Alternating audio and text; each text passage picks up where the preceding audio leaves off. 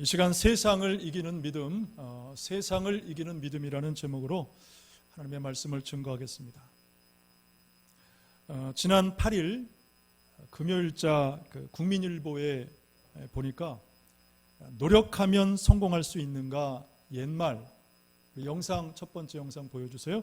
노력하면 성공할 수 있는가 옛말이라는 이 제목의 기사가 있었습니다. 이것은 한국개발연구원 즉 KDI가 전국에 있는 30대와 60대 각각 500명의 의식을 조사한 결과였습니다. 먼저 30대 젊은이들이 생각하는 성공의 요인은 뭐냐? 성공의 요인은 첫 번째는 집안 배경, 재능, 인맥, 노력 등을 꼽았고, 반면에 60대 기성세대는 재능이 첫 번째, 그리고 집안 배경, 학벌, 노력 등을 이제 순서로 꼽았습니다. 그러니까 무엇을 알게 되냐면 오늘 우리 젊은 세대들은 어떤 개인의 노력을 통해서 사회나 경제적 지위를 높일 수 없다. 개인의 노력을 통해서 사회적 지위를 높일 수 없다라고 생각한다는 것입니다. 높일 수 있다라고 긍정적으로 말한 청년은 대략 한 24%, 4명 중에 1명 정도였어요. 그래서 젊은 세대들은 지금의 이 상황을 부정적으로 보면서 미래를 위해 저축하거나 투자하겠다, 그런 소비보다는 현재의 행복을 위해서 소비하겠다라고 생각을 하더라는 것입니다. KDI는 이번 이 조사를 통해 다음과 같은 결론을 내렸습니다. 우리 사회 구조에 대해 젊은이들의 상실감과 좌절감을 읽을 수 있는 조사였다. 여러분, 물론 젊은 세대들이 갖는 이런 상실감과 좌절감의 1차적인 책임은 기성세대에게 있을 것입니다. 왜냐하면 기성세대가 만들어 놓은 사회 구조이기 때문이죠.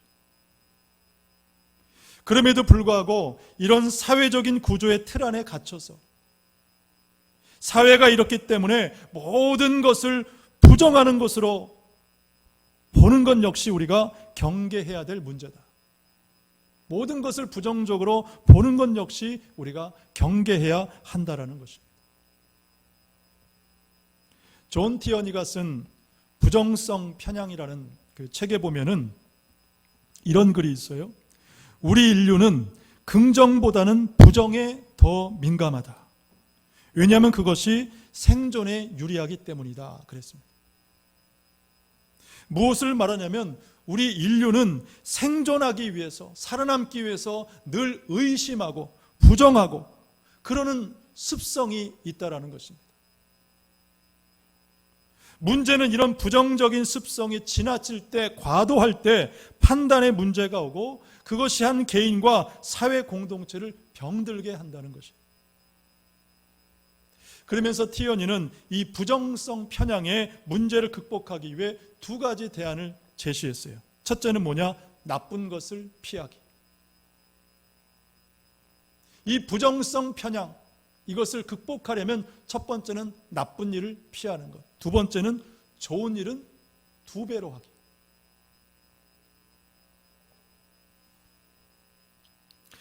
사실 이 말이요, 성경의 원리와 똑같아요. 여러분, 그러므로 비록 오늘 우리의 현실이 어둡고 불투명하고 그래서 상실감과 좌절감을 갖게 되지만, 여러분, 그럼에도 불구하고 나쁜 것은 피하시고 좋은 일은 더 많이 하시기를 주님의 이름으로 축복합니다. 그것이 바로 믿음 있는 성도의 삶의 자세인 것입니다. 어떤 책에 보니까 우리 인간이 이 수렵 생활에서, 사냥하는 삶에서 농경 생활로 전환하는데 무려 1000년이 걸렸다고 합니다. 왜냐하면 여러분, 농사라는 것이 어떤 거예요? 벼농사로 예를 들면 1년을 꼬박 투자해야 비로소 결실을 얻게 돼요.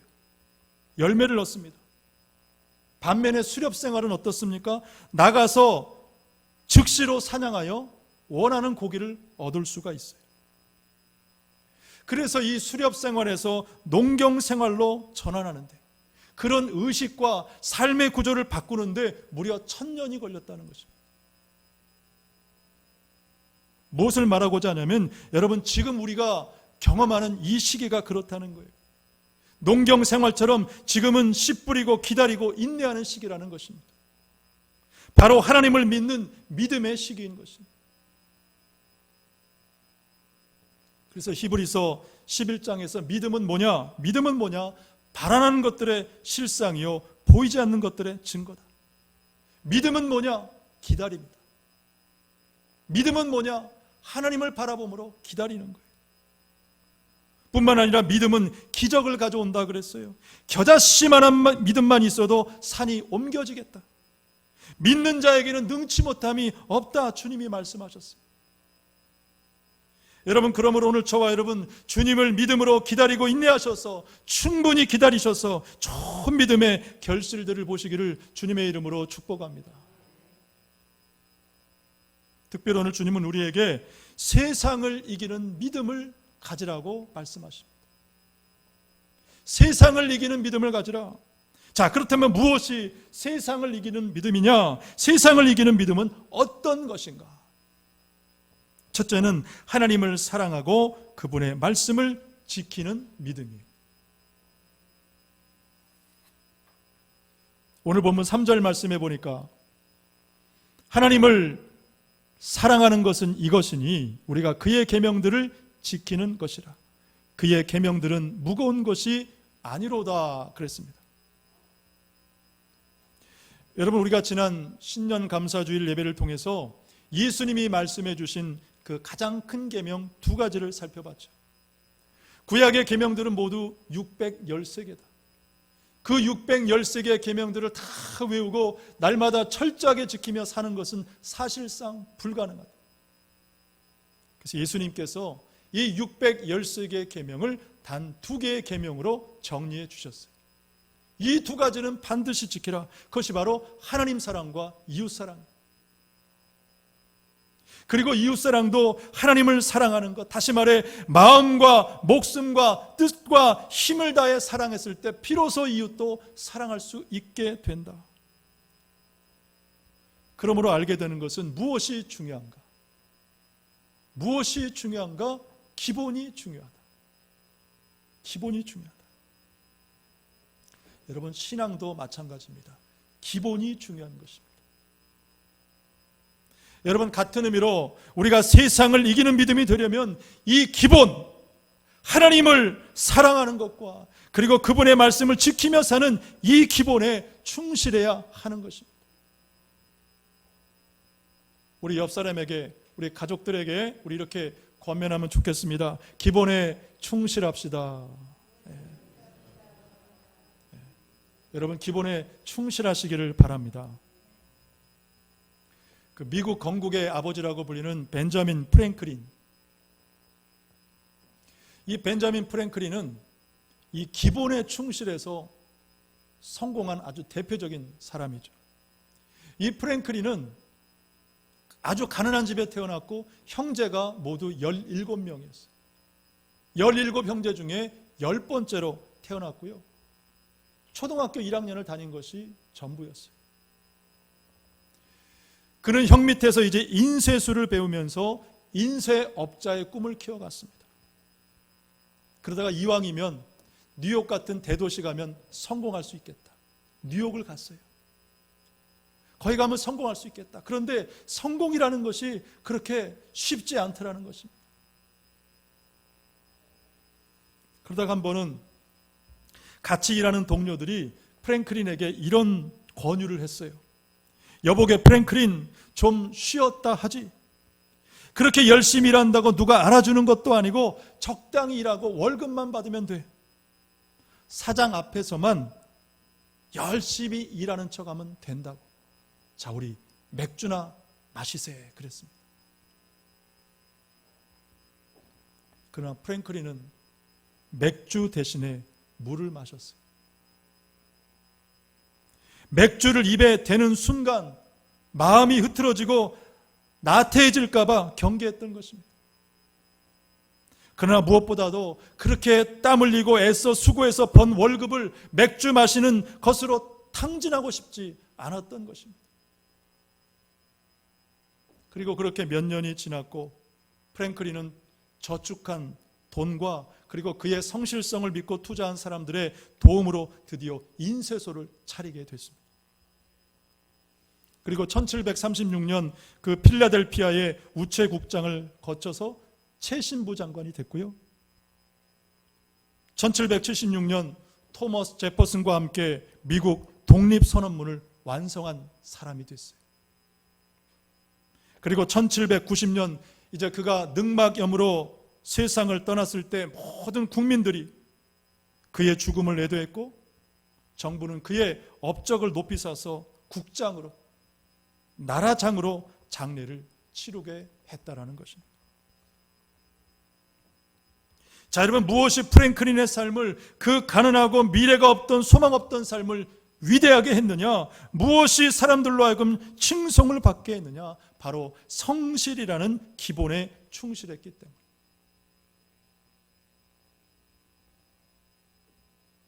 여러분, 프랭클린은 성공할 수 없는 조건과 환경 속에 살아갔어요.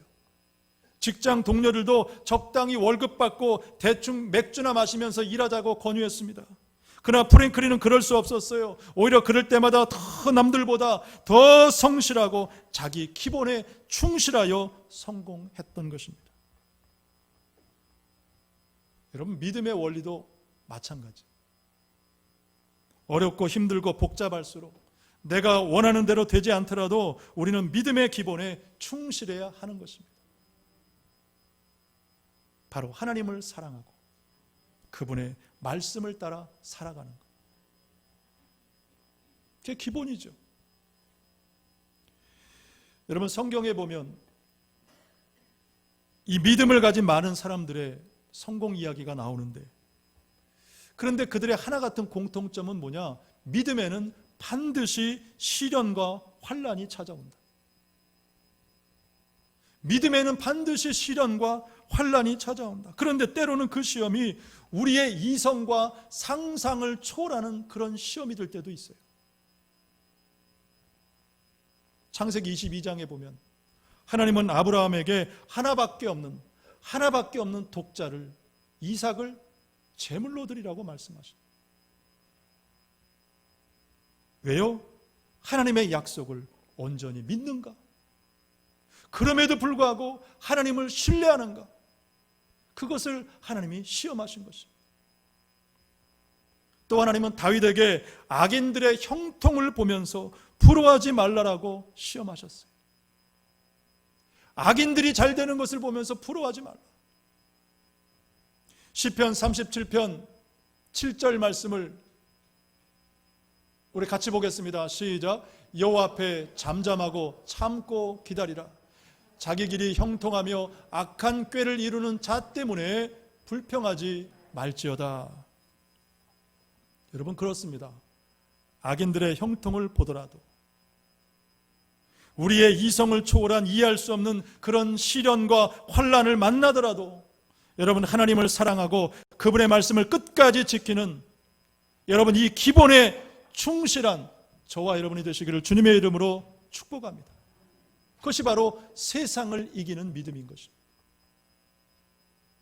기본에 충실하라.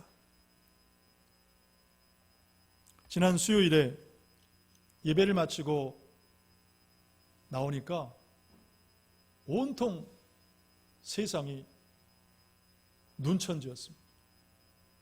불과 1시간 반 만에 새하얀 눈 덮인 세상이 되었어요. 그리고 그날 저녁에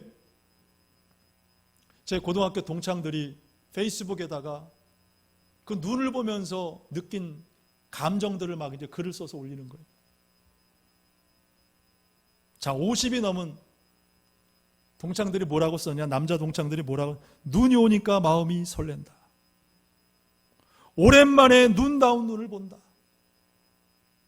자기가 겨울을 좋아하는지 눈을 보면서 알았다. 참, 남자들도 때로는 어린아이 같고 감성적이 되고 학창시절을 그리워하는구나. 제가 그런 글을 보면서 새삼 생각을 하게 됐습니다. 근데 제 마음은 전혀 그렇지 않는 거예요. 마치 그날 내리는 그 쌓여지는 눈처럼 제 마음에는 온통 근심의 눈만 가득했습니다. 그래서 10시에 나와 눈을 쓸고 새벽 1시에 나와 또 눈을 쓸고 새벽 3시에 나와 또 눈을 쓸고 잠을 못 이뤄서 그러다가 새벽 4시인가 넘어서 잠이 들었어요. 아침에 일어나니까 아내가 그러는 거예요. 여보, 다 하나님께 맡기고 이럴 때 책이라도 보면서 재충전하세요. 그러는 거예요. 제가 그 말을 들었는데 그동안 내가 이 상황에 갇혀서 정말 책도 보지 못했구나. 그것이 그때서야 깨달아지더라고요. 여러분, 오늘 저와 여러분에게 찾아온 시련과 환난은 여러분 반드시 믿음의 시련인 줄로 믿습니다. 연단의 시련인 줄로 믿습니다. 하나님이 더 좋은 것을 주시려는 정말 하나님만 바라보고 하나님만 의지케 하는 그런 욥과 같은 시험인 줄로 믿습니다. 그래서 베드로전서 1장 7절은 이렇게 말씀합니다. 우리 같이 볼까요? 시작. 너희 믿음의 확실함은 불로 연단하여도 없어질 금보다 더 귀하여 예수 그리스도께서 나타나실 때에 칭찬과 영광과 존귀를 얻게 할 것이니라. 아멘. 그래서 여러분 본문 3절 말씀 끝에도 그의 계명들은 무거운 것이 아니로다 그랬습니다. 하나님의 말씀을 지키는 것은 무거운 것이 아니다. 다시 말해 말씀을 지키는 것은 가벼운 것이다. 즐거운 것이다. 행복한 것이다. 기쁨으로 순종하는 것이다 라고 말씀을 하는 것이죠. 여러분, 그러므로 환난과 시험 중에도 더 하나님을 사랑하시고 더 그분의 말씀을 따라 살아가시기를 축복합니다.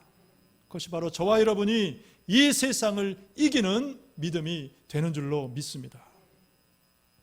둘째는 예수님 안에 영원한 생명이 있음을 믿는 것입니다.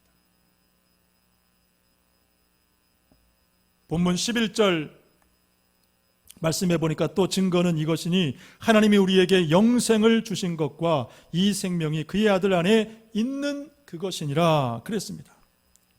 자, 여러분, 영생이라는 것이 어떤 거예요? 하나님께서 우리에게 주신 최고의 선물, 무엇과도 바꿀 수 없는 최고의 선물이에요.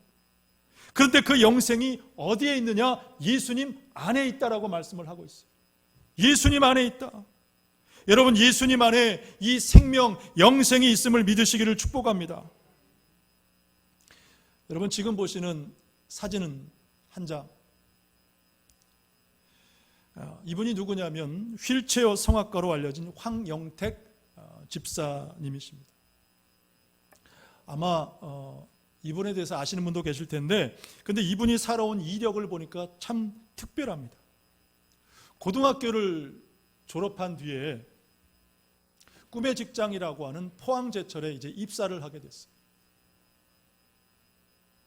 그러다가 보다 큰 꿈을 가지고 이제 형이 운영하던 건설 회사로 이직을 했습니다.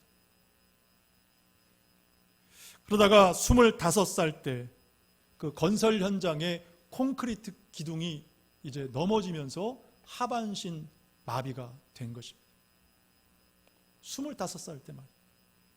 그러니까 너무나도 절망적인 상황을 만나니까 거의 반년 동안 6개월 동안 이제 술만 마시고 살았다는 거예요.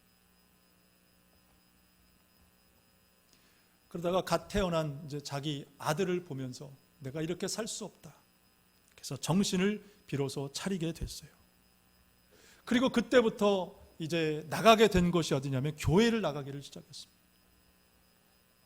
교회에 나가 예배를 드리고 말씀을 듣는 중에 예수님을 영접을 한 것입니다. 꿈과 희망이 생겼어요. 예수님 만나면서 꿈과 희망이 생겼어요. 그리고 이제 재활을 위해서 이제 시작한 테니스를 통해서 나중에는 휠체어 테니스 국가대표가 되었고 방콕 아시안 게임 때 동메달을 따게 된 것입니다. 뿐만 아니라 교회에서 중창단 활동을 하게 된 계기를 통해서 성결교 대학교 성악과에 입학을 했고 늦은 나이지만 마침내 성악가가 되었습니다. 그리고 지금도 여러 교회들 행사를 다니면서 간증하고 찬양하고 하나님께 쓰임받고 있다라는 것입니다. 얼마 전에는 여의도 순복음교회 가서 또 간증하고 찬양했더라고요. 자, 여러분 어떻게 이런 일들이 가능합니까? 바로 예수님 안에는 생명이 있기 때문인 줄로 믿습니다. 여러분, 그러므로 우리는 이 영원한 생명을 얻기 위하여 무엇을 해야 되느냐? 예수님 안에 들어가기를 힘써야 하는 것입니다. 그렇다면 무엇이, 어떻게 하는 것이 예수님 안에 들어가는 것이냐? 성경을 보니까 죄를 버리고 시험을 참고 말씀을 지키며 그리고 충성하며 사는 것이다. 제가 말씀을 찾아보니까 이런 말씀들이 쭉 나오더라. 우리 계시록 2장 10절 말씀을 우리 같이 한번 보겠습니다. 계시록 2장 10절 시작. 너는 장차 받을 고난을 두려워하지 말라. 볼지어다 마귀가 장차 너희 가운데서 몇 사람을 옥에 던져 시험을 받게 하리니 너희가 10일 동안 환난을 받으리라. 내가 충성하라. 그리하면 내가 생명의 관을 내게 주리라. 자, 여러분 무엇을 알게 되냐면 마지막 때 마귀가 교회를 시험한다. 그래서 너희 중에 몇 사람이 10일 동안 환난을 받을 것이다. 10일 동안이라는 것은 제한적인 기간을 말해. 그 제한적인 기간 동안 성도들이 환난을 당한다. 자, 그럼에도 불구하고 환난 중에도 불구하고 무엇하라는 거예요? 충성하라. 충성하라. 그리하면 생명의 관을 너희에게 주겠다라고 약속하고 있습니다. 여러분, 그러므로 끝까지 충성을 다하여 영원한 생명을 얻으시기를 주님의 이름으로 축복합니다. 김이율 작가가 쓴 이 끝까지 하는 힘이라는 책에 보면은 그 멕시코의 한 협곡에 사는 티라 후마라 발음이 좀 어렵죠? 티라 후마라는 그 부족에 관한 이야기가 나와요. 그런데 이 부족이 사는 협곡은 대단히 높고 험준한 곳인데 거기서 이제 동물을 사냥하면서 생존하며 살아간다는 것입니다. 자, 어떻게 동물을 사냥하느냐? 그 방식이 좀 독특한데 사냥할 때는 쉬지 않고 끝까지 달려감으로써 사냥감을 지치게 하여 사냥에 성공한다는 것입니다. 끝까지 달려가서 그 사냥감을 지치게 해서 사냥에 성공한다. 자, 여러분 무엇이 성공의 비결입니까? 바로 끝까지 달려가는 힘이에요. 끝까지 달려가는 힘. 지치지 않고 끝까지 달려가는 것. 여러분 신앙과 사명의 원리도 마찬가지입니다. 끝까지 달려가는 충성이 필요한 것입니다. 여러분 씨만 뿌렸다고 꽃을 피우는 것이 아니죠. 때마다 거름도 주고 물도 주고 바람도 맞아야 되고 햇볕도 받아야 꽃망울이 터지는 것입니다. 또 그 꽃도 잘 보살피고 관리해야 풍성하게 되고 아름다운 꽃이 되는 것입니다. 바로 끝까지 하는 힘이 필요하다. 끝까지 하는 힘이 필요하다. 그래야 꽃도 보고 열매도 맺는다. 이런 본문 12절 말씀해 보니까 아들이 있는 자에게는 생명이 있고 하나님의 아들이 없는 자에게는 생명이 없다라고 말씀을 하고 있습니다. 자, 여기서 있는 자라는 이 말은 헬라어로 에콘이라는 말을 쓰고 있는데 이 말은 무슨 뜻이냐면 모시다의 의미를 갖고 있어요. 단지 예수님이 있다는 것이 아니라 예수님을 모신 자에게, 예수님을 마음과 신앙과 삶의 중심에 모인 사람에게 예수님은 생명을 주신다라는 그런 말씀인 것입니다. 그래서 그 예수님이 주시는 생명이 있기 때문에 어떻습니까? 예수님처럼 더 높은 어떤 영적인 수준 그리고 도덕적인 삶을 살아가게 되는 것입니다. 지금보다 내일 더 예수님을 닮아가는 거예요. 자, 그렇다면 여러분 우리가 사모하고 닮기를 원하는 예수님의 삶의 결말이 무엇이었어요? 이 땅에서 예수님의 마지막 모습이 무엇이었습니까? 요한복음 19장 30절 말씀해 보니까 다 이루었다. 예수님의 삶의 결말은 뭐냐? 다 이루었다. 그 말씀하시고 운명하셨어요. 다시 말해 예수님의 삶은 충성이었습니다. 끝까지 하나님 말씀 따라 충성하는 것이었어요. 그래서 하나님은 충성하는 자들에게 많은 것을 약속하십니다. 생명의 면류관을 얻게 할 것뿐만 아니라 느헤미야 말씀해 보니까 자손이 복을 받겠고 더 많은 것을 맡기리라. 다른 사람을 지도하리라. 그리고 주인의 즐거움에 참여한다라고 말씀을 하십니다. 아브라함, 모세, 다윗, 그들은 하나같이 하나님 앞에 충성하여 인정받고 이 땅에서도 하나님의 복을 받은 사람들이었습니다.